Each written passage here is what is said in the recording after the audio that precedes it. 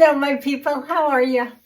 It's, I don't know what day it is, Thursday, Friday, and I come up here to fiddle. My daughter had a group of 3 prints in her bathroom of bumblebees, and I took a picture of one of them. And then I stared at the picture. I'll try to remember to post it up there. And I thought, you know what?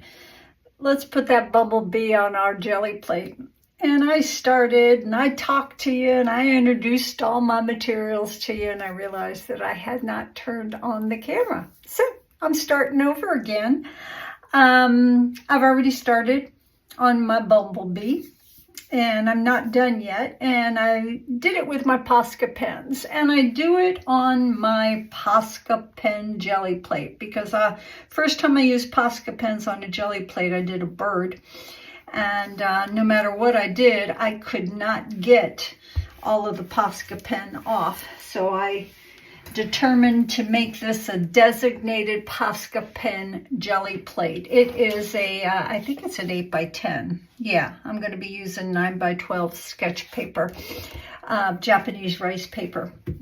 And I've already started, and I've used 2 Posca pens. I've used the 1.3 mil, which is the fatter one, and I have used the, what is this, 0.7 mil, which is the skinnier one. Now the skinnier one doesn't really have a felt tip like the other, and it's a very thin line, which is what I wanted. I wanted some of these areas to be fat, and some of these areas to be thin. Now I haven't finished, and I'm going to continue to finish drawing my bumblebee.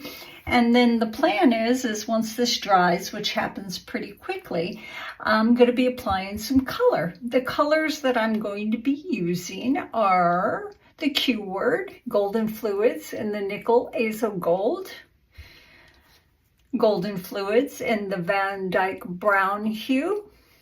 Now these first 2 are semi-transparent. This is more opaque. This is golden fluids in the iridescent bronze.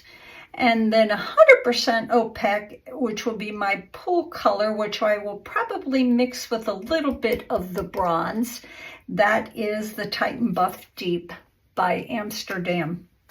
Now, some of it I'll apply with a paintbrush. Some of it I'll apply. I bought these on Amazon. These really come in handy to get down and dirty into little spots, but they're little makeup brushes, you know, that you put your eyeshadow on with. So I might use some of those. And I'm just going to fiddle. I'm going to put some color down on this. Some of it is going to be black, and I'm going to fill it in. Other areas I will leave to add paint to. And then I'm going to brush or sponge on some color. And then I'm going to let that dry. And then we'll put a pool color down. And then we will remove it with our sketchbook paper, our Japanese rice paper. Yeah, I think that's all I've got to share with you. A little thing right here to put my paints on. I got my brayers over there. I got my little warming gun here to help things to dry, and we're just going to fiddle. Fingers crossed that this works out, and then I'll probably mat it up and put it in a little frame if it does. Glad you're here, guys. Let's get busy.